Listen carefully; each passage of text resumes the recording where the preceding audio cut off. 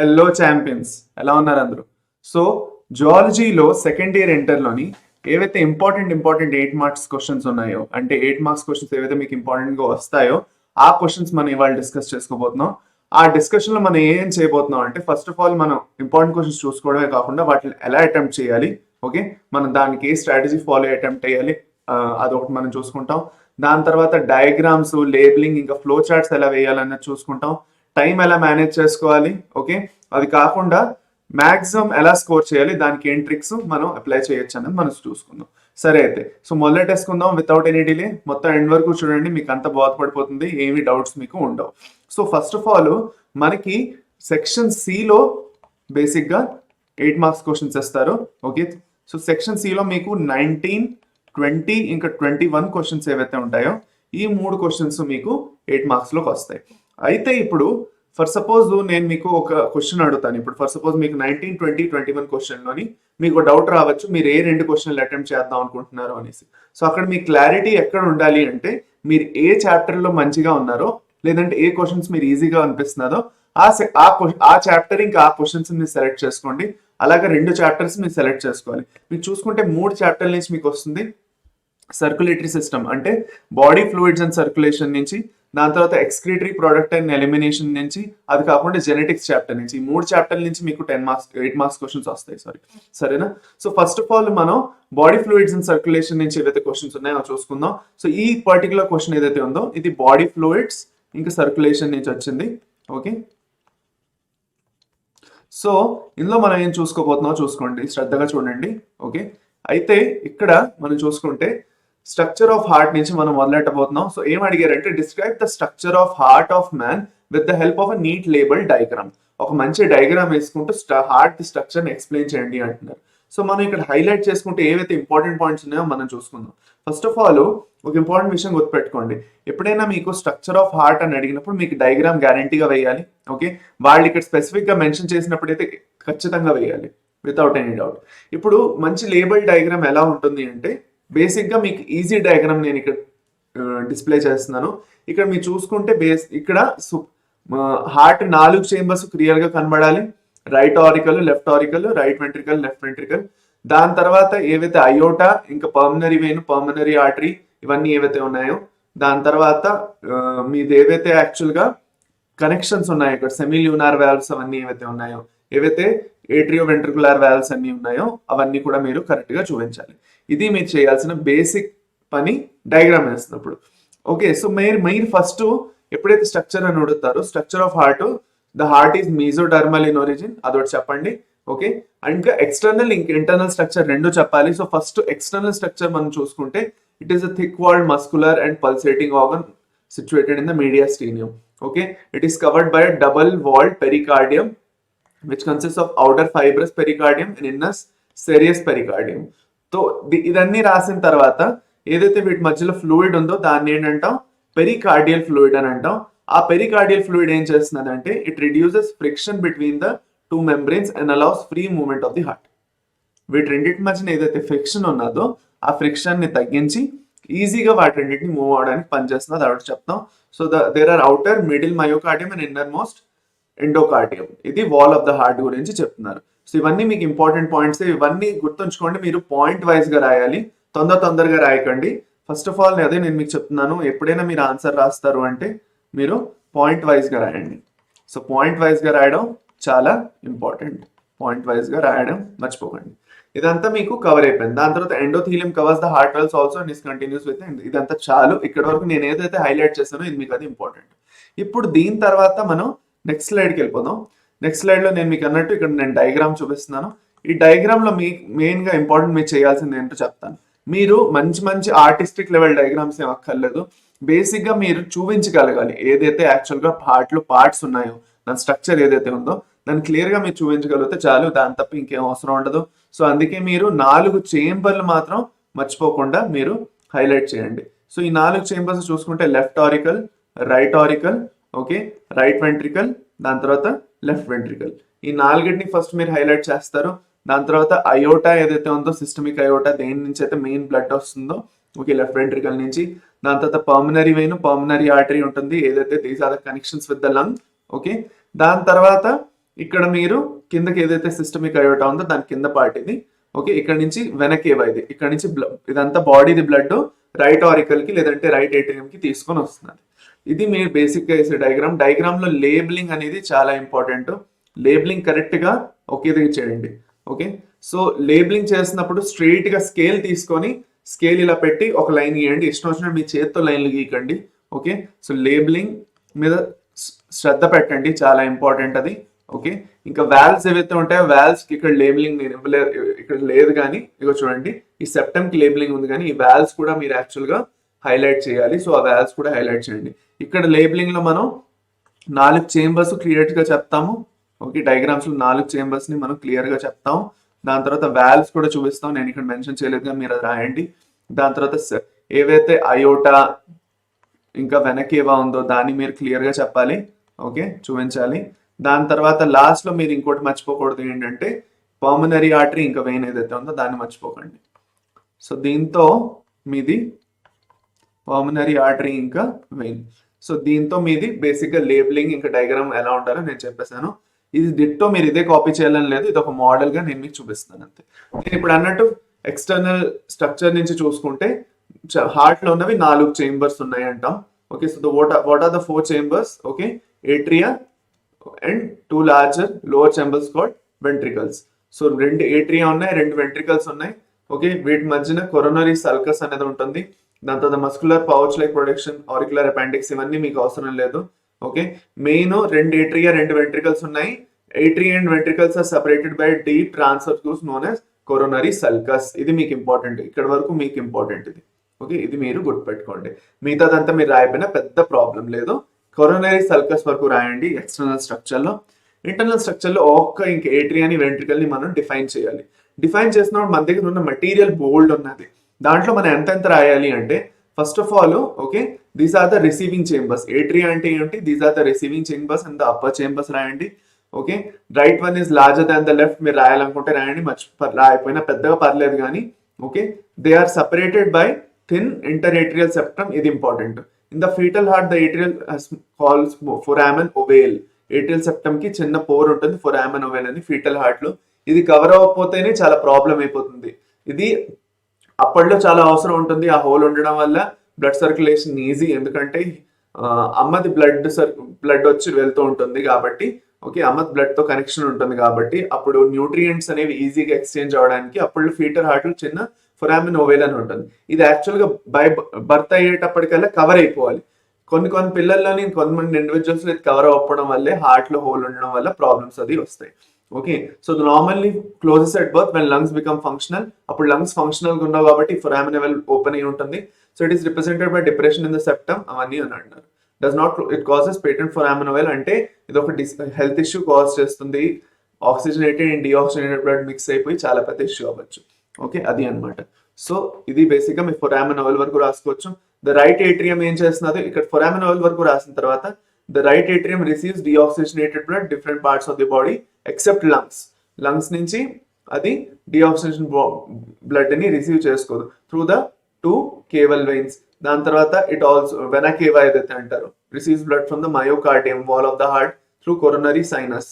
Okay, ఇదంతా రాస్తాం. దాని తర్వాత it directs the blood to the, ఇక్కడ యూస్టాచియన్ వాల్వ్ గురించి రాయడం ఇంపార్టెంట్. వాల్వ్ ఆఫ్ థెబేషియస్ ఏదైతే ఉందో ఇది ఇంపార్టెంట్. మీకు 2 మార్క్స్ క్వశ్చన్ లో కూడా అప్పుడప్పుడు అడగచ్చు యూస్టాచియన్ వాల్వ్ లేదంటే వాల్వ్ ఆఫ్ థెబేషియస్ గురించి.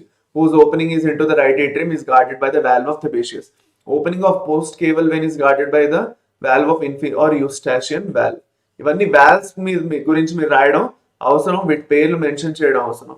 The openings of the pre Cavill veins ఇవన్నీ రాస్తారు. ద లెఫ్ట్ ఏట్రియం ఏం చేస్తున్నది ఇంకా రాయండి. ఇక్కడ చూడండి, ద లెఫ్ట్ ఏట్రియం ఇక్కడ మొదలెడితే the left atrium receives blood from each lung through 2 pulmonary veins which open into the left atrium. Atria and ventricles are separated by a atrioventricular septum which possesses right and left atrioventricular apertures. Okay, so the left ఇది చాలా important, ఇక్కడ నుంచి జాగ్రత్తగా చూడండి. The left and the right apertures are guarded by the bicuspid or the mitral valve. ఇది చాలా important. ఏదైతే right ఇంకా లెఫ్ట్ అపర్చర్స్ ఉన్నాయో దాని మధ్యన బైకస్పిడ్ వాల్వ్ ఉంటుంది, ఇంకా ట్రైకస్పిడ్ వాల్వ్స్ రెస్పెక్టివ్ గా ఉంటాయి. లెఫ్ట్ లో బైకస్పిడ్ ఉంటుంది, రైట్ లో ట్రైకస్పిడ్. అంటే ఏమిటి దీని అర్థం? లెఫ్ట్ ఏట్రియం ఇంకా లెఫ్ట్ వెంట్రికల్ మధ్యన బైకస్పిడ్ లేదంటే మిట్రల్ వాల్వ్ ఉంటుంది. రైట్ ఏట్రియం ఇంకా రైట్ వెంట్రికల్ మధ్యన ట్రైకస్పిడ్ వాల్వ్ ఉంటుంది. ఈ బైకస్పిడ్ ట్రైకస్పిడ్ అంటే వీటి ఏదైతే కస్ప్స్ ఉన్నాయో, కస్పిడ్ లాంటి కస్ప్ అనేసి చిన్న చిన్న స్ట్రక్చర్స్ ఉంటాయి. సో బైకస్పిడ్ లో 2 కస్ప్స్ ఉంటాయి, ట్రైకస్పిడ్ లో 3 కస్ప్లు ఉంటాయి. సో ఇది మీది ఇంటర్నల్ స్ట్రక్చర్ నుంచి మొదలెట్టుకుంటే ఏట్రియాది. వెంట్రికల్స్ వచ్చేస్తే పెద్దగా లేదు. Ventricles these are thick walled blood pumping chambers, వీటిని లోవర్ చేంబర్స్ అంటారు. And separated by intra ventricular septum. అక్కడ ఇంట్రా ఏట్రియల్ సెప్టమ్, 2 ఏట్రియాల మధ్యన, ఇక్కడ ఇంట్రా వెంట్రికులర్ సెప్టమ్. ఓకే, దాని తర్వాత ఇక్కడ the inner surface is raised into muscular ridges, okay, or columns called as columnae carneae or trabeculae carneae projected from inner walls of ventricles. దీని తర్వాత ఇక్కడ చూడండి, they are cord like collagenous processes. ఇవన్నీ అయితే heart strings అంటారు వీటిల్ని. Okay, ఈ ridges లాంటివి వస్తాయి కొన్ని. Okay, which are large and conical. వీటి గురించి మెయిన్లీ పాపులరీ మజిల్స్ గురించి వాళ్ళు మెన్షన్ చేస్తున్నారు. పాపులరీ మజిల్స్ గురించి లైట్ గా చెప్పేసిన తర్వాత, okay, they prevent the cusps of atrioventricular valves from bulging too far into the atria during ventricular systole. అది అన్నమాట. సో ట్రైకస్పిడ్ వాల్వ్ తో ఇంకా మిట్రల్ వాల్వ్ అంటే బైకస్పిడ్ వాల్వ్ తో అటాచ్ అయి ఉంటాయి. ఇవి పాపులరీ మజిల్స్ గురించి చెప్తున్నా. సో పాపులరీ మజిల్స్ గురించి లైట్ గా మీరు మెన్షన్ చేస్తూ వాటి ఫంక్షన్ ఏంటో మీరు చెప్పేస్తే ఇక్కడ వెంట్రికల్స్ ది అయిపోతుంది మీకు. సో ఇది మీరు రాయాల్సింది ఏట్రియాలో ఇంకా వెంట్రికల్స్ లో. దాని తర్వాత నోడల్ టిష్యూ వస్తుంది. నోడల్ టిష్యూలో మనది ఏదైతే నోడల్ టిష్యూ ఉందో సైనో ఏట్రియల్ నోడ్, అది సైనో ఏట్రియల్ నోడ్ ఇంకా ఏట్రియో వెంట్రికులర్ నోడ్, వీటి రెండింటి గురించి క్లియర్ గా ఎక్స్ప్లెయిన్ చేయండి. ఓకే, చాలా ఇంపార్టెంట్. దాని తర్వాత bundle of nodal fibres call atrio ventricular bundle, AV bundle అంటాం లేదంటే హిస్ బండల్ అంటాం. ఇది చాలా ఇంపార్టెంట్. దాని తర్వాత దీని నుంచి ఏవైతే పొరికించి ఫైబర్స్ వస్తాయో పొరికించి ఫైబర్స్ గురించి ఎక్స్ప్లెయిన్ చేయండి. ఇప్పుడు అయోటిక్ ఆర్చెస్ ఏదైతే ఉందో, అయోటిక్ ఆర్చ్ ఏం చేస్తుంది, the pulmonary arch arises from the left anterior angle of the right ventricle. So it's opening guarded by pulmonary valve and it carries deoxygenated blood to the lungs. Okay, systemic arch ఏదైతే ఉందో, 2 aortic arches ఉన్నాయి. ఒకటి pulmonary arch, ఇంకోటి systemic arch. Pulmonary arch ఏం చేస్తున్నది అంటే actual గా blood ని లంగ్స్ పక్క తీసుకెళ్తున్నది, డిఆక్సిజనేటెడ్ బ్లడ్ ని. అదే సిస్టమిక్ ఆర్చ్ అని చూసుకుంటే, సిస్టమిక్ ఆర్చ్ ఏం చేస్తున్నది అంటే లెఫ్ట్ వెంట్రికల్ నుంచి ఆక్సిజనేటెడ్ బ్లడ్ వేరే బాడీ పార్ట్స్ కి పంపిస్తున్నది. ఇది మనం రాయాల్సింది మెయిన్ ఇంపార్టెంట్ ఇక్కడ. అంతే చాలు, దీనికన్నా ఎక్కువ రాయకండి.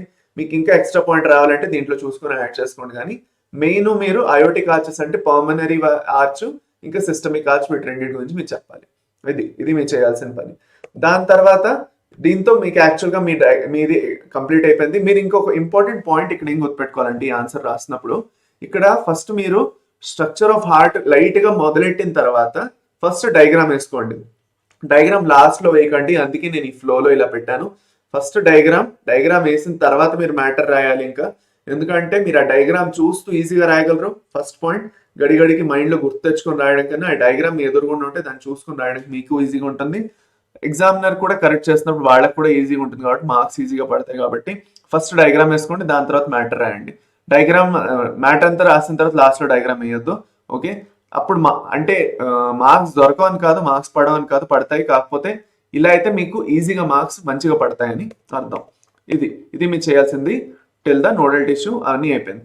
ఇక్కడ మీకు ఫైనల్ గా నేను నెక్స్ట్ క్వశ్చన్కి వెళ్ళిపోదాం. ఇంకా ఫైనల్ గా right notes on the working of the heart of man అంటున్నారు. ఇది మీది సెకండ్ క్వశ్చన్. ఓకే, ఇక్కడ మీరు చేయాల్సింది ఏంటంటే ఇక్కడ మీకు ఎక్కువగా డయాగ్రామ్ అనేది లేదు. ఓకే, ఎందుకంటే ఇక్కడ మీరు వర్కింగ్ ఎక్స్ప్లెయిన్ చేయాలి, కాకపోతే ఇక్కడ రాయాల్సిన మ్యాటర్ ఎక్కువ ఉంటుంది. సో హార్ట్ లో 2 క్వశ్చన్స్ లో నేను ఇంకా ఎక్స్క్రీటరీ సిస్టమ్ లో కూడా ఉన్న క్వశ్చన్స్ లో మ్యాటర్ ఎక్కువ ఉంటుంది రాయడానికి. సో అందులో మనం ఫిల్టర్ చేసుకుంటే మనకి ఎంత రాయాలో మనం చూసుకుంటే, ఫస్ట్ ఆఫ్ ఆల్ ఇప్పుడు right notes on the working of heart of man లో చూసుకుంటే, the cardiac events that అక్కర్ from the beginning of one heart beat to the beginning of the next constitute cardiac cycle. మనం cardiac cycle గురించి చెప్తున్నాం ఇక్కడ. Okay, cardiac cycle ఎలా ఉంటుంది, ఒక heart beat start అయినప్పటి నుంచి నెక్స్ట్ స్టార్ట్ అయినప్పటి నుంచి ఇంకోటి మొదలైన ముందు వరకు ఏదైతే ప్రాసెస్ ఉందో దాన్ని కార్డియాక్ సైకిల్ అంటాం. ఇందులో 3 పార్ట్స్ ఉంటాయి మీకు, atrial systole, ventricular systole, cardiac diastole.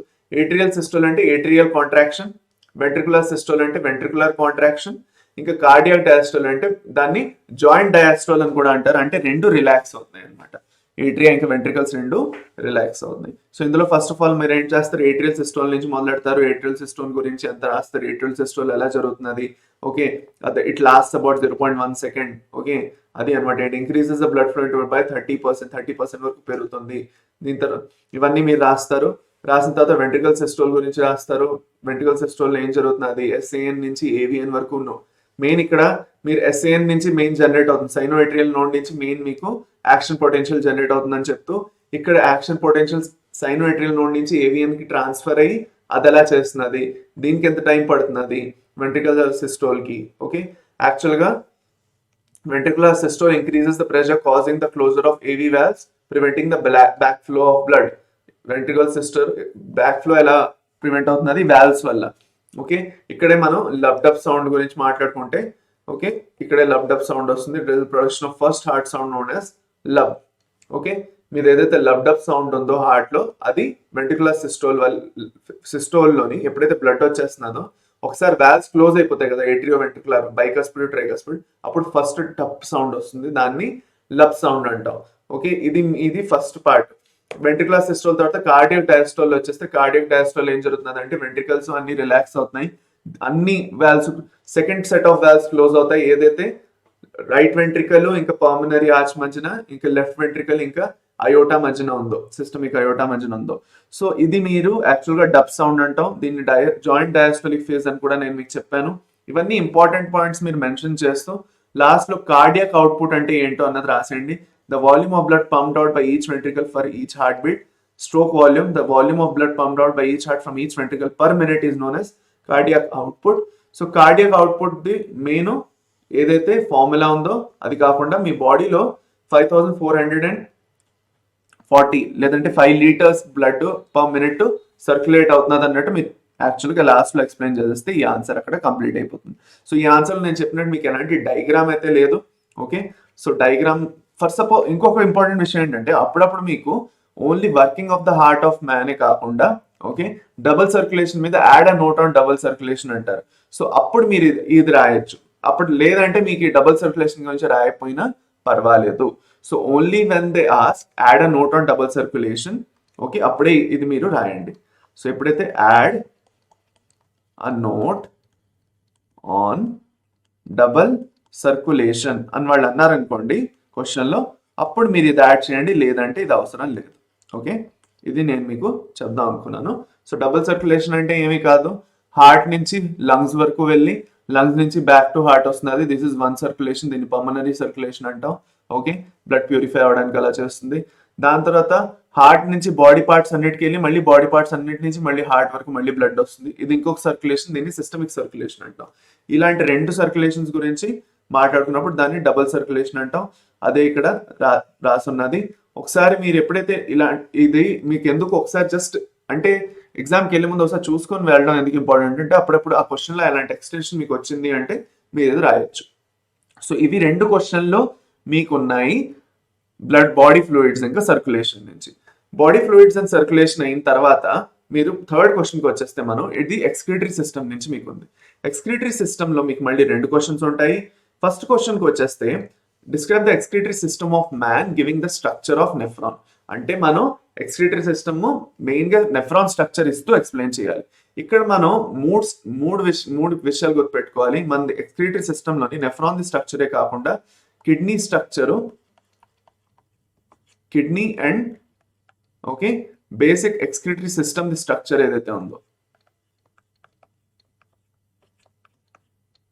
ఒక్క నిమిషం, ఎక్స్క్రీటరీ సిస్టమ్ ఏదైతే స్ట్రక్చర్ ఉందో అది కూడా లైట్ గా వేసుకుంటే మనకి బోనస్ గా పాయింట్స్ దొరకచ్చు.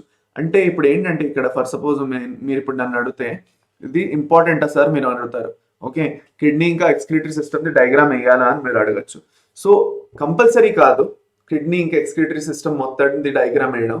మీరు ఎప్పుడైతే డిస్క్రైబ్ చేస్తున్నారో it is better that you put in a diagram. So ఇక్కడ ఈ డయాగ్రామ్ మీకు క్లియర్ గా లేకపోతే మీ దగ్గర ఉన్న డయాగ్రామ్ మీరు వేసుకోవచ్చు, అదేం పర్లేదు. It is only for reference. So దీనికి కూడా డయాగ్రామ్ కుదిరితే వేయండి ఇఫ్ యూ హ్యావ్ టైం ఉంటే, ఎందుకంటే 30 minutes మీ దగ్గర ఉంటాయి ఒక క్వశ్చన్ అటెంప్ట్ చేయడానికి. అప్పుడప్పుడు అన్ని డయాగ్రామ్ వేయడానికి అవ్వకపోతే వదిలేసేయండి, పర్వాలేదు, అంత ఇంపార్టెంట్ కాదు. కాకపోతే ఏది ఇంపార్టెంట్ అని అడిగితే నెఫ్రాన్ ది డయాగ్రామ్ మాత్రం మీరు వదిలే పెట్టకూడదు. ఇది చాలా ఇంపార్టెంట్. నెఫ్రాన్ ది డయాగ్రామ్ వాళ్ళు అడిగారు, structure giving the structure of nephron అని ఎప్పుడైతే అన్నారో అప్పుడు మీరు ఏం చేస్తారంటే నెఫ్రాన్ ది డయాగ్రామ్ మాత్రం మర్చిపోకండి, బేసిక్గా నెఫ్రాన్ డయాగ్రామ్ మాత్రం వేసేయండి. ఇప్పుడు మీకు ఎక్స్క్రీటరీ సిస్టమ్ లో ఏమిటి ఉన్నాయని వాళ్ళు అడిగినప్పుడు there are a pair of ureters. Okay, just a minute. Okay, ureters ఉన్నాయి, యూరినరీ బ్లాడర్ ఉంది, ఇంకా యూరేథ్రా ఉందని మీరు చెప్తారు. Okay, these are the pair of ureters, urinary bladder and urethra. ఇది మీరు ఫస్ట్ రాస్తారు. ఫస్ట్ రాసిన తర్వాత కిడ్నీస్ గురించి లైట్గా ఎక్స్ప్లెయిన్ చేయండి. ఓకే, కిడ్నీస్ ఎలాంటి reddish brown green shape structures either side of the vertebral column ఉన్నాయి. దీన్ని రెట్రో పెరిటోనియల్ పొజిషన్ అని అంటాము. ఓకే, అది దీని గురించి మీరు చెప్తారు. కిడ్నీ డయాగ్రామ్ వేయగలిస్తే వేయండి, లేదంటే లేదు, నాట్ సో నెసెసరీ. సర్ఫేస్ గురించి మాట్లాడితే అవుటర్ సర్ఫేస్ కాన్వెక్స్ గా ఉంది, ఇన్నర్ సర్ఫేస్ లో డీప్ నాచ్ ఉంది, దీన్ని మనం హైలమ్ అంటాము. ఇవన్నీ మీరు చెప్తారు. ఓకే, దాని తర్వాత ఇంటర్నల్ స్ట్రక్చర్ లో మనం వచ్చేస్తే లాంగిట్యూడినల్ మనం ఇక్కడ ఎక్స్ప్లెయిన్ చేసుకుంటూ వెళ్తాం. అందుకే ఇప్పుడు మీరు ఎప్పుడైతే స్ట్రక్చర్ ఎక్స్ప్లెయిన్ చేస్తారో ఎక్స్క్రిటరీ సిస్టమ్ది, మీరు చూస్తే మన కిడ్నీది స్ట్రక్చర్ని ఎలాబరేట్ చేస్తాం, కొంచెం క్లియర్గా ఎక్స్ప్లెయిన్ చేయాలి మనం, అప్పుడు మన మార్క్స్ దొరుకుతాయి. సో అందుకు మీకు డయాగ్రామ్ వేయడానికి అవసరం పడుతుంది ఇక్కడ. కాకపోతే మీకు దగ్గర నేను అన్నట్టు టైం లేకపోతే మీరు స్కిప్ చేయండి మరి, ఎందుకంటే అక్కడ నెఫ్రాన్ మెయిన్ డయాగ్రామ్ చాలా ఇంపార్టెంట్, అది వేసే తీరాలి మీరు. సో ఇప్పుడు వీటన్నిటిలోని మీరు ఎక్కువగా రాయకండి, ఎందుకంటే మీకు టైం లేదు. ఎందుకంటే మీకు స్ట్రక్చర్ ఆఫ్ నెఫ్రాన్ మీరు క్లియర్గా రాయాలి. ఇక్కడ నెఫ్రాన్ ఏదైతే స్ట్రక్చర్ ఉందో దాన్ని ఇంకా బాగా మీరు రాయాలి, దాన్ని ఇంకా బాగా ఎక్స్ప్లెయిన్ చేయాలి. సో అందుకు దీంట్లో మీరు ఏం చేస్తారంటే ఇంటర్నల్ స్ట్రక్చర్లోని లోపల అవుటర్ కార్టెక్స్ ఉంటుంది, ఇన్నర్ది మెడులా ఉంటుందని రాయండి. ఓకే, మెడులాలో రీనల్ పిరామిడ్స్ ఉన్నాయి, ఇవన్నీ రాయండి. Masses of tissue called separated by projections called Bertini ఏమంటాం, అన్ని కాలమ్స్ ఆఫ్ బర్టీని అంటాం. ఇక్కడ వరకు రాసేసి దాని తర్వాత ఇక్కడ ఇదొకటి రాసేయండి, renal papillae project into cuplike calyces which continue out to the ureter. ఇప్పుడు మన యూరేటర్ వరకు ఆపే కాబట్టి యూరేటర్ గురించి చెప్తాం. Ureter slender whitish tube emerge the pelvis of the kidneys. Okay, transitional epithelium మీకు గుర్తుంటే రాయండి, లేదంటే పర్లేదు. అవి ఎక్కడికి వెళ్తున్నాయి, మళ్ళీ యూరినరీ బ్లాడర్ లో ఓపెన్ అవుతుంది. Urinary bladder is the medium storage sac, కింద ఉంటుంది. Okay, the neck of the bladder leads in to the urethra. అక్కడి నుంచి మీకు యాక్చువల్ గా urethral sphincter, internal urethral sphincter ఉంటుంది. Urethra opens orifice in females and through penis in males, అంతే. So ఇక్కడ మీరు లైట్ గా ఈ పాయింట్స్ అన్నింటిని మీరు రాసుకుంటే సరిపోతుంది. మీకు అంతగా గుర్తు లేదు అంటే పర్లేదు, ఇంటర్నల్ స్ట్రక్చర్ లో జస్ట్ కార్టెక్స్ మెడులా ఉందని చెప్పండి.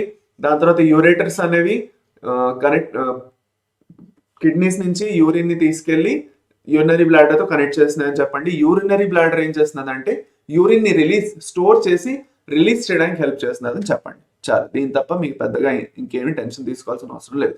ఓకే, ఇంత మ్యాటర్ మీరు రాయలేకపోతున్నారంటే మినిమం అంత చేయండి మీరు. దాని తర్వాత డయాగ్రామ్ అనేది చాలా important.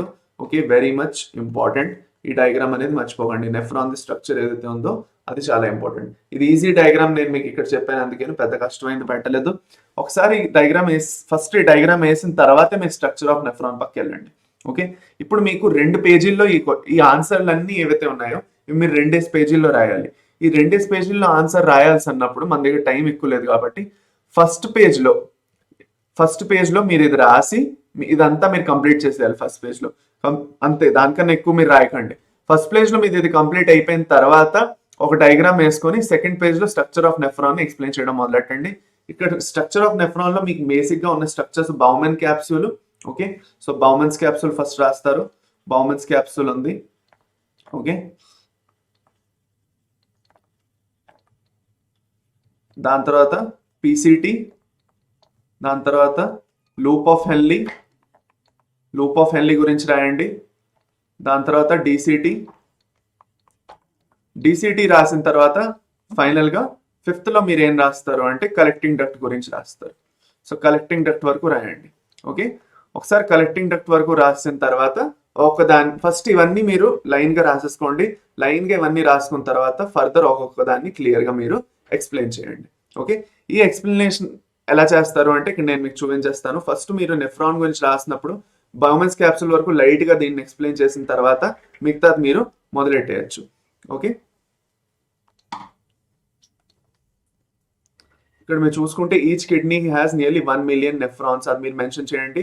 Structural and functional units అంటాం వీటిని మనం. ఒకసారి అది మెన్షన్ చేసిన తర్వాత each nephron has 2 parts, Bowman's capsule and the renal tubule.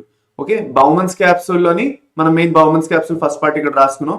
Renal tubule లో ఇవన్నీ వస్తాయి మీకు, PCT, loop of హెన్లీ, డిసిటీ, collecting duct ఇవన్నీ వస్తాయని మీరు చెప్తారు. ఓకే, అదే అనమాట. The glomerulus along with the Bowman's capsule constitutes the Malpighian body or renal corpuscle. ఇది చాలా ఇంపార్టెంట్, ఇది మీరు గుర్తుపెట్టుకోండి.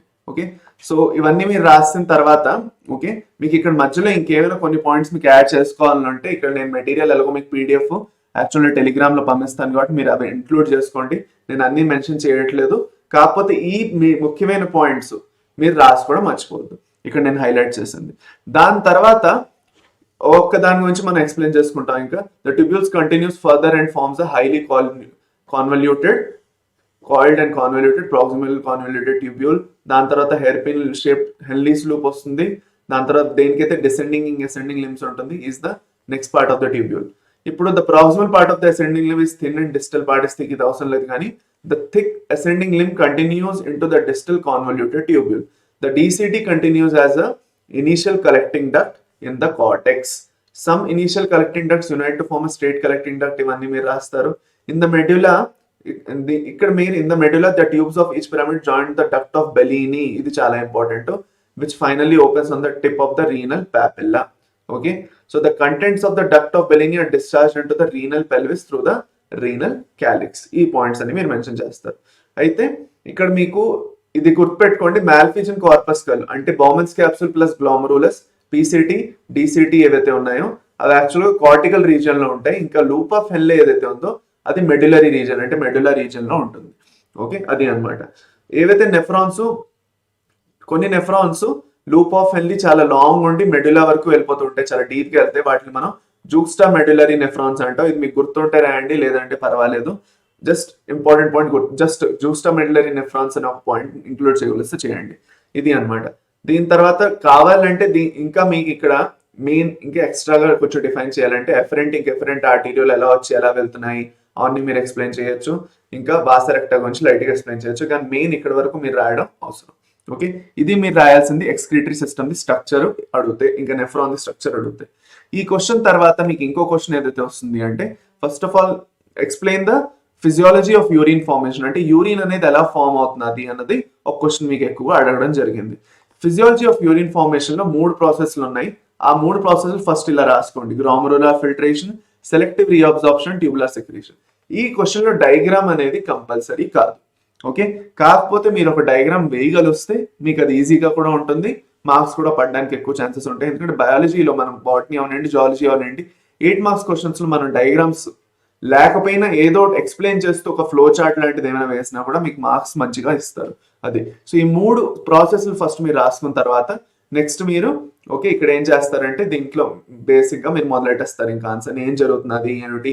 ఫస్ట్ బౌమన్స్ క్యాప్సూల్ ఏం జరుగుతున్నది అన్నది ఇక్కడ మనం క్లియర్ గా చూసుకుంటే బౌమన్స్ క్యాప్సూల్లోని ఏమవుతున్నది గ్లోమరులార్ ఫిల్టరేషన్ అనేది జరుగుతున్నది. గ్లోమరులార్ ఫిల్టరేషన్ మొదలెట్టినప్పుడు ఇక్కడ ఎంత ప్రెషర్ ఉన్నది ఏమిటి అవన్నీ ఇక్కడ క్లియర్ గా మెన్షన్ చేయడం జరిగింది. దీంట్లో మీరు చేయాల్సింది ఏంటంటే మీ ఇక్కడ ఫిల్టరేషన్ అనేది ఎలా జరుగుతున్నది అన్నది బేసిక్ గా చెప్పండి. అంతా చెప్పిన తర్వాత ఇక్కడ ప్రైమరీ యూరిన్ లేదంటే గ్లోమరులార్ ఫిల్ట్రేట్ ఫామ్ అవుతుందని చెప్తారు. Okay, it continues to the next part of the renal tubule అని చెప్తారు. ఇందులో మీరు ఇవన్నీ మీరు మెన్షన్ చేయాలి, నేను హైలైట్ చేసిన పార్టే కాదు. ఓకే, మీరు ఎంత గుర్తుంటే అంత మెన్షన్ చేయండి, ఇది మీ మీద వదిలేస్తున్నాను. Second the selective reabsorption and secretion లోకి వచ్చేసిన తర్వాత ఇది ఎక్కడి నుంచి జరుగుతున్నది అంటే ఇంకా PCT నుంచి మొదలవుతున్నది. PCT నుంచి లూప్ ఆఫ్ హెన్లీలోని కంటిన్యూ అవుతూ DCT వరకు వెళ్తుంది పూర్తిగా ఇది. ఓకే, ఇది అన్నమాట. So about 85% of the filtrate forms reabsorbed in constant unregulated fashion by the PCT descending loop of Henle and the reabsorption is the rest of the fluid is regulated. ఇవన్నీ మీరు రాస్తారు. Reabsorption అంటే మళ్ళీ తీసుకోవడం, ఏదైతే filtrate already form అయిపోయిందో దాని నుంచి ఏదైతే మన బాడీలోకి ఇంకా అవసరం ఉన్న న్యూట్రియంట్స్ అక్కర్లే అంటే వెళ్ళిపోకుండా ఈ వేస్ట్ అవ్వకుండా వాటిని తీసుకోవడాన్ని రీఅబ్జార్ప్షన్ అంటారు. Okay, so reabsorption of rest of the fluid is regulated. Secretion అంటే వెళ్ళిపోతూ ఉంటాం. ఓకే, అది అన్నమాట. So rest on the necessity of reabsorption the can be recharacterized high threshold substances, ఇవన్నీ జరుగుతాయి, మీరు చూసుకోండి. దాని తర్వాత during the formation of urine the tubular cells secrete substances such as ఈ 3 ions మెన్షన్ చేయడం మర్చిపోకండి, H+, K+, NH3 ఇవన్నీను. PCT లో ఏం జరుగుతున్నది, హెన్లీస్ లూప్ లో ఏం జరుగుతున్నది, ఇంకా DCT లో ఏం జరుగుతున్నది, ఇది మీరు మెన్షన్ చేయడం చాలా ఇంపార్టెంట్. ఇవన్నిటిలోని మీకు ఏంటంటే మెటీరియల్ చాలా ఎక్కువ ఉన్నది, సో దీన్ని కట్ డౌన్ చేసుకోండి. ఓకే, ఇక్కడ మీరు బేసిక్గా రాయాల్సింది ఏంటంటే సోడియం ఎలా అవుతున్నది 70 to 80% ఎలక్ట్రోలైట్స్ వాటర్ రీఅబ్జార్బ్ అవుతున్నాయి ఇక్కడ. ఓకే, ఇంకా క్లోరిన్ గురించి రాయండి, గ్లూకోజ్, అమైనో యాసిడ్స్ ఇవన్నీ యాక్టివ్ గా ట్రాన్స్పోర్ట్ అయ్యాయి. ఓకే, వాటర్ ఆస్మోసిస్ త్రూగా వచ్చింది. దాని తర్వాత K+HCO3. ఓకే, వీటన్నిటి గురించి రాయండి. సో ఇక్కడ మీరు ఏవైతే అయాన్స్ ఇంకా మెటీరియల్స్ ఏవైతే ఇటు అటు అవుతున్నాయో వాటి పేర్లు మెన్షన్ చేయడం చాలా ఇంపార్టెంట్. ఏది ఎలా వస్తున్నది, యాక్టివ్ ట్రాన్స్పోర్ట్ త్రూగానా లేదంటే ఆస్మోసిస్ త్రూగానా, ఇవి మీరు ఎక్స్ప్లెయిన్ చేయాలి. హెల్లీస్ లోకి వచ్చేసిన తర్వాత ఇక్కడ ఏంటంటే ఏమవుతున్నది అంటే ఇక్కడ మీకు యూరిన్ మంచిగా కాన్సన్ట్రేట్ అవుతున్నది. ఇక్కడ హెల్లీస్ లోనే మీకు యూరిన్ కాన్సన్ట్రేట్ అవుతుంది. సో అది కాన్సన్ట్రేట్ ఎలా అవుతున్నది అన్నది ఇక్కడ మీరు ఎక్స్ప్లెయిన్ చేస్తారు అనమాట. ఇదంతా ఎక్స్ప్లెయిన్ చేసిన తర్వాత డిస్టల్ కాన్వల్యూటెడ్ ట్యూబ్ లో వచ్చిన తర్వాత ఇక్కడ ఏం జరుగుతున్నది, ఇక్కడ ఉన్న అయాన్స్ ఏంటి రోల్. ఓకే, ఇక్కడ పిహెచ్ అనేది ఎలా సోడియం పొటాషియం బ్యాలెన్స్ ఎలా మెయింటైన్ అవుతున్నది ఏమిటి అన్నది ఇక్కడ ఉంటుంది. అది మీరు ఇక్కడ మెన్షన్ చేసుకుంటూ రండి. ఓకే, ఇది మీరు చేయాల్సింది మూడిట్లో నేను. ఓకే, ఇదంతా మెయిన్ ఏంటంటే నేను మీకు ఎందుకు చెప్తున్నానంటే first of all me glomerular filtration కొంచెం, ఇది కొంచెం, ఇంకా పీసీటీ హెల్లీస్ లూప్ ఇంకా డీసీటీలో అసలు స్పెసిఫిక్ గా ఏం జరుగుతున్నది అన్నది మీరు ఒక్కొక్క దాంట్లో క్లియర్ గా మెన్షన్ చేసుకుంటూ వెళ్ళాలి. మర్చిపోకండి, ఇది చాలా ఇంపార్టెంట్. ఇదంతా ఆన్సర్ మీకు 2-2.5 పేజీల కన్నా ఎక్కువ పట్టకూడదు. కంజెస్ట్ చేసుకోండి, ఎక్కువ కూడా రాయకండి, మీకు టైం వేస్ట్ అవుతుంది. అరగంటలో మీరు ఈ క్వశ్చన్ కంప్లీట్ చేయాలి కాబట్టి. సో మెయిన్ ఇందులో డయాగ్రాము ఇదంతా అయిన తర్వాత కలెక్టింగ్ డక్ట్ లో ఏం జరుగుతుంది అనేది కూడా మెన్షన్ చేయండి. దాని తర్వాత లాస్ట్ లో ఈ డయాగ్రామ్ ఎందుకు ఇంపార్టెంట్ అంటే ఇది మీకు ఒక ఫ్లో చార్ట్ లాంటిది, ఎలా జరుగుతున్నది యూరిన్ ది ఫిల్టరేషన్ అని. ఫర్ సపోజ్ మీకు ఈ డయాగ్రామ్ వేయడానికి టైం ఉంటేనే వేయండి, లేదంటే అవసరం లేదు. Diagram is not compulsory for this question. సరే, ఇది మీరు చేయాల్సింది టిల్ 4 క్వశ్చన్స్ ఏవైతే ఎక్స్క్రీటరీ ప్రొడక్ట్స్ అండ్ ఎలిమినేషన్ తో ఉన్నది. ఇప్పుడు మనం నెక్స్ట్ హ్యూమన్ రిప్రొడక్షన్ ఏదైతే ఉందో హ్యూమన్ రిప్రొడక్షన్ లో నుంచి కూడా మీకు క్వశ్చన్స్ వస్తాయి. అయితే మీకు ఫస్ట్ క్వశ్చన్ ఏదైతే ఉందో మీరు చూసుకుంటే ఈ 4 క్వశ్చన్లు ఏవైతే చదివామో ఈ 4 క్వశ్చన్లో ఏదో క్వశ్చన్ వస్తుంది. Structure of heart, working of heart, nephron structure, ఇంకా ఎక్స్క్రీటరీ సిస్టమ్ ని డిస్క్రైబ్ చేయడం, దాని తర్వాత యూరిన్ ఫార్మేషన్. ఈ 4 క్వశ్చన్లు ఏవైతే ఉన్నాయో వీటిలో ఒకే క్వశ్చన్ వస్తుంది. సో మీకు నంబర్ ఆఫ్ క్వశ్చన్స్ ఎక్కువ ఉన్నాయి ఇక్కడ చదువుకోవడానికి. ఫర్ సపోజ్ మీకు ఈ 2 చాప్టర్ల నుంచి ఒకే క్వశ్చన్ కోసం 4 క్వశ్చన్ చదవాలని లేదు, చాలా ఎక్కువ అనిపిస్తున్నది అంటే గ్యారంటీగా రీప్రొడక్టివ్ సిస్టమ్ ఇంకా జెనెటిక్స్ లో 4 క్వశ్చన్లు ఉన్నాయి. ఆ 4 క్వశ్చన్లు చదివితే మీరు 2 క్వశ్చన్లు ఈజీగా అటెంప్ట్ చేసుకొని వస్తారు. సో ఫర్ సపోజ్ మీరు ఆ ఫస్ట్ 4 క్వశ్చన్లు చదువుకుందాం అనుకోవట్లేదు. సో ఇక్కడి నుంచి నేను ఏదైతే చెప్పబోతున్నానో ఇది శ్రద్ధగా మీరు చదివేశారంటే ఈజీగా మీరు 16 out of 16 మార్క్స్ అంటే 8 మార్క్స్ 2 క్వశ్చన్ మీరు స్కోర్ చేసుకొని రాగలరు. ఇక్కడ మీరు ఏం చేయాలంటే ఫీమేల్ రిప్రొడక్టివ్ ఇంకా మేల్ రిప్రొడక్టివ్ సిస్టమ్ అనేది రిప్రొడక్టివ్ సిస్టమ్ లో అడగడం జరుగుతుంది. ఫీమేల్ రిప్రొడక్టివ్ సిస్టమ్ లోని ఫస్ట్ మీరు ఏంటంటే ఉన్నాయని రాసుకోండి. Pair of ovaries, oviducts, uterus, vagina, the external genital, ఇంకా మ్యామరీ గ్లాండ్స్ ఇవన్నీ రాసుకుంటారు. ఇప్పుడు ఇదన్నీ రాసుకున్న తర్వాత ఫస్ట్ డయాగ్రామ్ వేసుకోండి. ఈజీ డయాగ్రామ్ నేను ఇక్కడ పెట్టాను. ఈ డయాగ్రామ్ ఫాలో అవ్వాలని లేదు, మీకు కావాలంటే వేరే డయాగ్రామ్ అయినా ఫాలో అవ్వచ్చు. ఇది మీకు నచ్చితే మీరు ఈ డయాగ్రామ్ ఫాలో అవ్వచ్చు. దాని తర్వాత ఓవరీస్ గురించి మెన్షన్ చేయండి. బేసిక్ గా ఓవరీస్ లో బేసిక్ స్ట్రక్చర్ ఏమిటి అవన్నీ కూడా మీరు చెప్పచ్చు. ఓకే, ఒక పేర్ ఆఫ్ ఓవరీస్ ఉన్నాయి. Okay, that is connecting with the mesovarium, ఇవన్నీ మీరు రాయొచ్చు. దాని తర్వాత ఇందులో లోపల ఏంటి ట్యూనికా ఆల్బుజినియా గురించి మెన్షన్ చేయండి. ఓకే, అవన్నీ చెప్పిన తర్వాత ఫర్దర్ మీ ఫెలోపియన్ ట్యూబ్స్ లోకి వచ్చేస్తే ఫెలోపియన్ ట్యూబ్స్ ని మనం ఓవిడక్ట్ అని కూడా అంటాం. ఓకే, ఈ ఫెలోపియన్ ట్యూబ్ ఎక్స్టెండ్ అవుతున్నది okay into the funnel known as infundibulum. ఏదైతే ఫనెల్ ఉంటుందో దీన్ని ఇన్ఫండిబులం అంటాము. ఓకే, ఇక్కడే ఉన్నదాన్ని ఇన్ఫండిబులం అంటాం. దాని తర్వాత ఫర్దర్ మనం డైజెస్ట్ ఫింబ్రియే ఉంటాయి. ఓకే, కలెక్షన్ ఇవి ఓవమ్ ని కలెక్ట్ చేసుకోవడానికి హెల్ప్ చేస్తాయి అని ఇవన్నీ మీరు మెన్షన్ చేస్తారు. దాని తర్వాత యూట్రస్ గురించి చెప్తారు. Uterus large muscular highly vascular structure. Okay, it is present in the pelvis between the bladder and the rectum. ఇదంతా మీరు చెప్పిన తర్వాత వెజైనా గురించి ఎక్స్ప్లెయిన్ చేయండి. వెజైనా గురించి ఎక్స్ప్లెయిన్ చేసిన తర్వాత వల్వా గురించి ఎక్స్ప్లెయిన్ చేస్తారు. దీన్ని ఎక్స్టర్నల్ జెనిటీలియా అంటారు. దాని తర్వాత యాక్సెసరీ గ్లాండ్స్ లో మీకు 3 గ్లాండ్స్ ఉన్నాయి. Bartholin, స్కీన్స్, mammary glands. ఇందులో మెయిన్ మ్యామరీ గ్లాండ్స్ ఇంకా బార్థోలిన్ గ్లాండ్స్ ఇవి 2 మీకు చాలా ఇంపార్టెంట్. స్కీన్ గ్లాండ్స్ కూడా ఎక్స్ప్లెయిన్ చేయగలిస్తే చేయండి, లేదంటే పర్వాలేదు. ఓకే, కాకపోతే మ్యామరీ గ్లాండ్ ఇంకా బార్థోలిన్ గ్లాండ్ 2 మర్చిపోకండి, చాలా ఇంపార్టెంట్. దీంట్లో మీకు ఎంతైతే ఇంపార్టెంట్ మీరు చూసుకోండి. బేసిక్ గా ఇందులోని 2 గ్లాండ్స్ ఉన్నాయి. ఇవి ఎక్కడ ఉన్నాయి? ఓకే, ఇది ఏం చేస్తున్నది? Secrete mucus to lubricate the vagina. దాని తర్వాత మ్యామరీ గ్లాండ్స్ ఏం చేస్తున్నాయి? దీంట్లో 15 to 20 మ్యామరీ లోబ్స్ ఉన్నాయి. ఓకే, ఇందులో మిల్క్ ప్రొడక్షన్ అనేది జరుగుతుంది. లాక్టరిఫెరస్ డక్ట్ ఉన్నది. ఓకే, ఇవన్నీ మీ స్ట్రక్చర్ ఏదైతే ఉందో ఓకే, ఆ స్ట్రక్చర్ గురించి లైట్గా ఎక్స్ప్లెయిన్ చేస్తారు. మీరు మీకు ఎక్కువగా గుర్తు లేకపోయినా కూడా మ్యామరీ గ్లాండ్స్లో అసలు మ్యామరీ గ్లాండ్స్లో ఏం జరుగుతుంది అంటే మిల్క్ అనేది సెక్రేట్ అవుతుంది అని చెప్పేసి వదిలేసినా పర్వాలేదు. మినిమం అంతేనా మీరు చేయండి. ఓకే, ఇది మీరు చేయాల్సింది ఫీమేల్ రిప్రొడక్టివ్ సిస్టంలో. ఫీమేల్ రిప్రొడక్టివ్ సిస్టమ్ అయిన తర్వాత మేల్ రిప్రొడక్టివ్ సిస్టమ్. నేను చెప్పినట్టు ఫస్ట్ మీరు ఎందులో చేయాల్సింది అయితే ఫస్ట్ ఏవేవి ఉన్నాయి పార్ట్స్ అని రాసుకున్న తర్వాత ఫస్ట్ డయాగ్రామ్ వేసుకోండి. డయాగ్రామ్ అయిన తర్వాతే ఫర్దర్ మీరు దాన్ని డిస్క్రైబ్ చేయండి. మేల్ రిప్రొడక్టివ్ సిస్టమ్కి వచ్చేస్తే మేల్ రిప్రొడక్టివ్ సిస్టంలో ఏం జరుగుతున్నది, ఇందులో ఉన్న పార్ట్స్ కూడా సేమ్ అదే విధంగా రాసుకోండి. Pair of testis, epididymis, vasa deferentia, urethra, penis and male accessory glands. దీని తర్వాత male reproductive system the diagram, easy diagram ఇది. ఈ డయాగ్రామ్ చూసుకొని ప్రాక్టీస్ చేసుకోండి. చాలా ఇంపార్టెంట్ డయాగ్రామ్. దీంట్లో లేబులింగ్ అనేది చాలా ఇంపార్టెంట్. ఒకదాన్ని మంచిగా లేబులింగ్ చేయండి. ఓకే, ఫీమేల్ అవనండి మేల్ అవనండి, లేబులింగ్ అనేది చాలా ఇంపార్టెంట్. కరెక్ట్ లేబులింగ్ చేస్తే మీకు మార్క్స్ మంచిగా దొరుకుతాయి. ఫర్దర్ మనం వెళ్తూ టెస్టిస్ గురించి పూర్తిగా డిఫైన్ చేయండి. అందులో మెయిన్ ఏవైతే పార్ట్స్ ఉన్నాయి, ఎలాంటి సెల్స్ ఉన్నాయి వాటిని మెన్షన్ చేయడం మర్చిపోకండి. ఓకే, టెస్టికల్స్ ఎన్ని ఉన్నాయి, ఒక పేర్ ఉన్నాయి, oval pinkish meals primary abdominal కావిటీలో ఉన్నాయి, with in a pouch known as scrotum. Okay, ఇవన్నీ మీరు చెప్తారు. దాని తర్వాత మీరు ఇక్కడ సెమినిఫెరస్ ట్యూబ్యూల్స్ గురించి చెప్తారు. అక్కడ సెమినిఫెరస్ ట్యూబ్యూల్స్ లో 2 లేయర్స్ ఉన్నాయి. ట్యూనికా వెజైనాలిస్ టెస్టిస్ ని కవర్ చేస్తున్నది. దాని తర్వాత స్పర్మటోనియన్ మదర్ సెల్స్, స్పర్మటోజెనిసిస్ అనేది ఎలా జరుగుతుందో అవన్నీ చెప్పారు. మీకు ఇది మేల్ రిప్రొడక్టివ్ సిస్టమ్ స్ట్రక్చర్ మీకు పూర్తిగా మెన్షన్ చేయాల్సిన అవసరం లేదు. లైట్ గా అన్నిటి గురించి మెన్షన్ చేయండి. సర్టోలీ సెల్స్ ఏం చేస్తున్నాయి, ఓకే, ఎఫ్ఎస్హెచ్ రోల్ ఏమిటి, ఓకే, దాని తర్వాత లీడిక్ సెల్స్ ది రోల్ ఏమిటి, ఇవన్నీ మీరు టెస్టోస్టెరాన్ ది రోల్ ఏమిటి, ఓకే, ఇన్హిబిన్ ది రోల్ ఏమిటి, ఇవన్నీ లైట్ గా ఒక పాయింట్ లో మెన్షన్ చేసుకోండి చాలు. దానికన్నా ఎక్కువ అవసరం లేదు. ఇప్పుడు సెమినిఫెరస్ ట్యూబ్యూల్స్ ఏవైతే ఉన్నాయో వాసెఫరెన్షియా రేడియోటెస్టిస్ త్రూగా ఓపెన్ అవుతాయి. ఓకే, ఇక్కడ ఎపిడైడమిస్ గురించి మెన్షన్ చేయండి. ఎపిడైడమిస్ లో ఏం జరుగుతున్నది ఏమిటి. ఎపిడైడమిస్ లో 3 రీజన్స్ ఉన్నాయి. క్యాపిటెట్ ఎపిడైడమిస్, కార్పస్ ఎపిడైడమిస్, ఇంకా కోడా ఎపిడైడమిస్.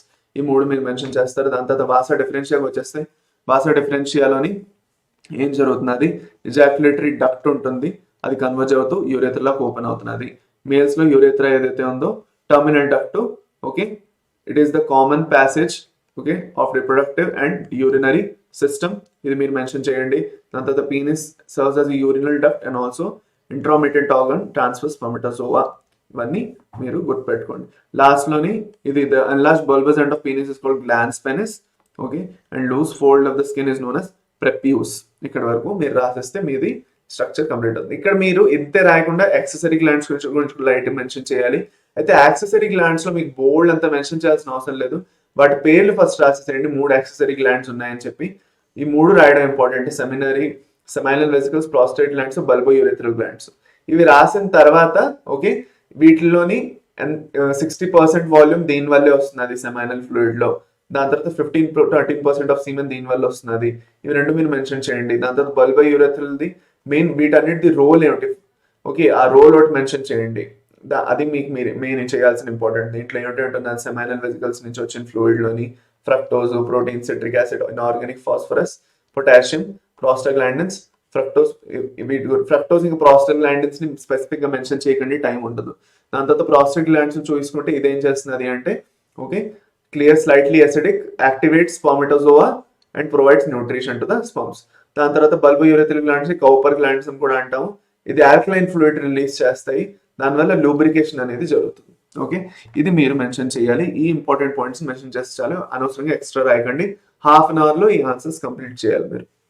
అందుకు దీని తర్వాత ఈ 2 క్వశ్చన్స్ మీరు అయిపోతాయి. ఈ 2 క్వశ్చన్స్ మీకు రిప్రొడక్టివ్ సిస్టమ్ నుంచి చాలా ఇంపార్టెంట్. ఈ 2 క్వశ్చన్స్ లో గ్యారంటీగా ఒక క్వశ్చన్ ఎవ్రీ ఇయర్ వస్తుంది, ఫీమేల్ లేదంటే male reproductive system. Okay, so short గా మీరు తెలుసుకోవాలి అంటే male reproductive system, female reproductive system లో 2 ఖచ్చితంగా కష్టపడి చదివేసుకున్నారంటే ఒక క్వశ్చన్ ఈజీగా వస్తుంది. ఆ క్వశ్చన్ అటెంప్ట్ చేసుకుని వస్తారు మీరు.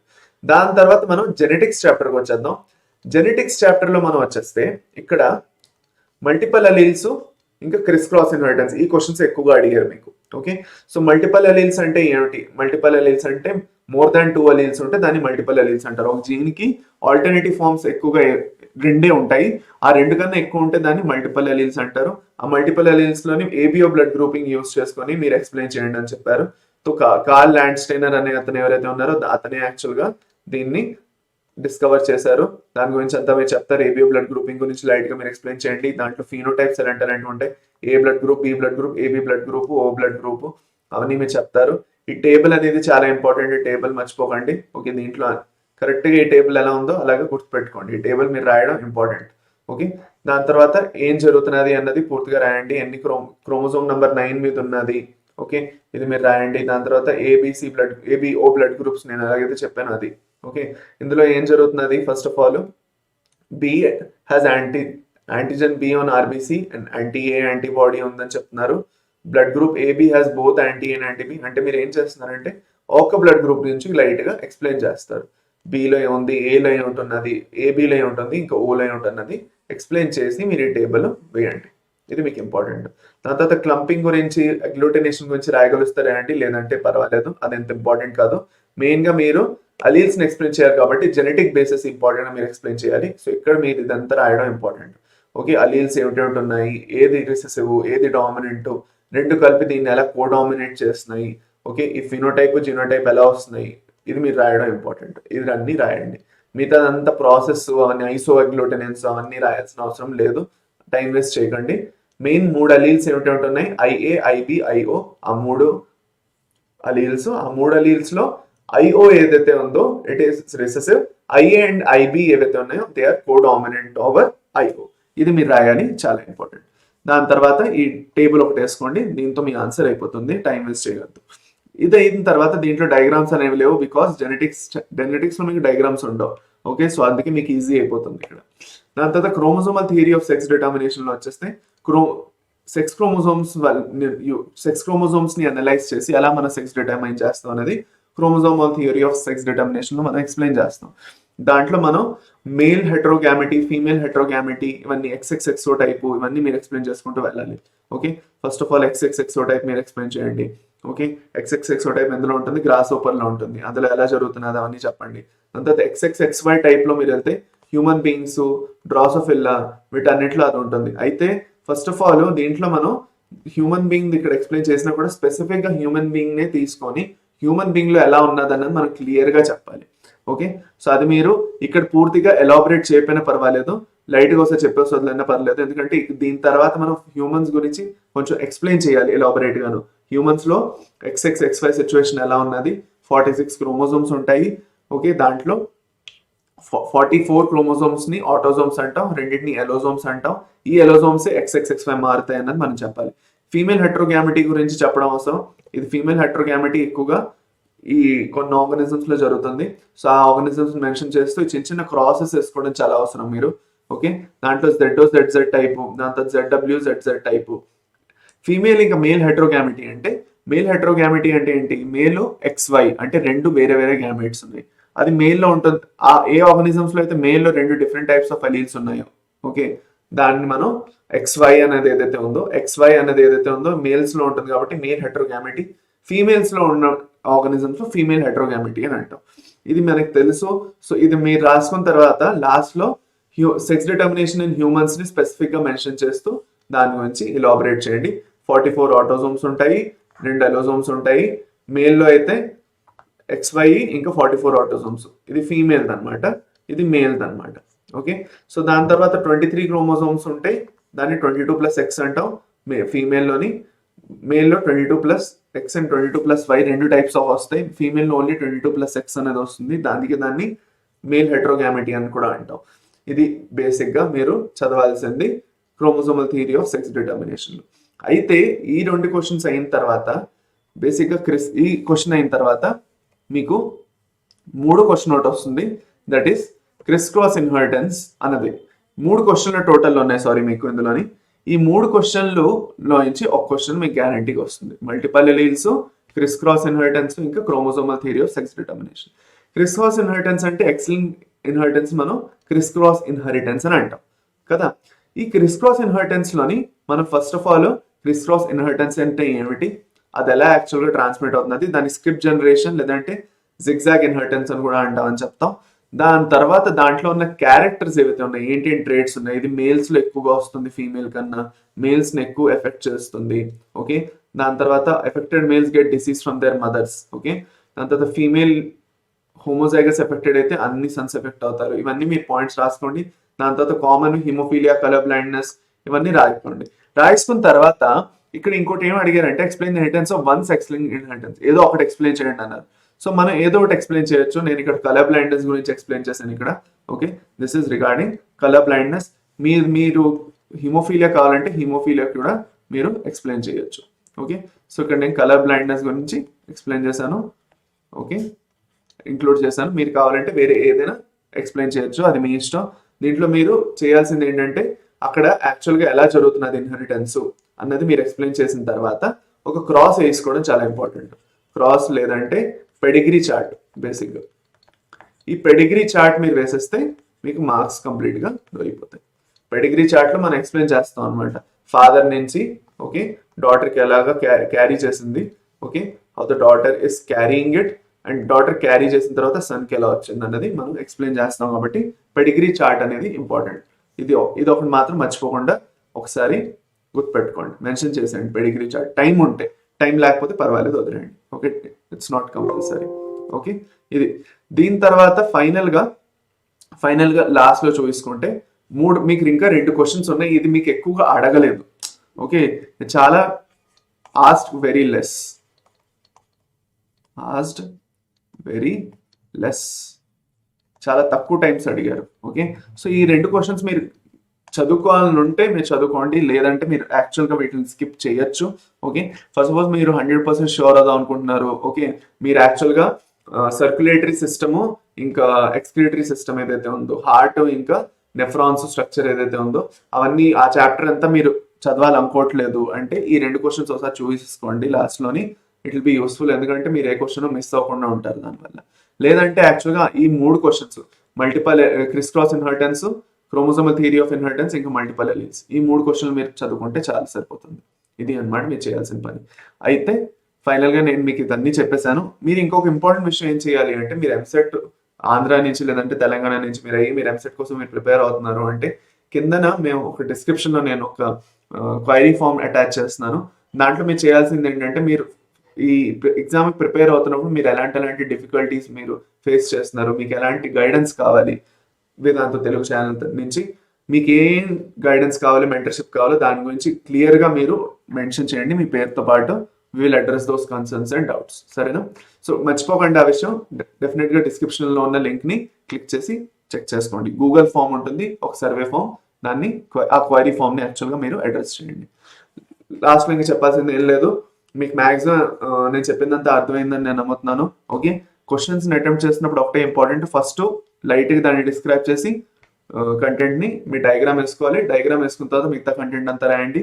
హాఫ్ అన్ అవర్ లోపు మ్యాక్సిమం మీరు అంతా కంప్లీట్ చేయండి ఆన్సర్ని.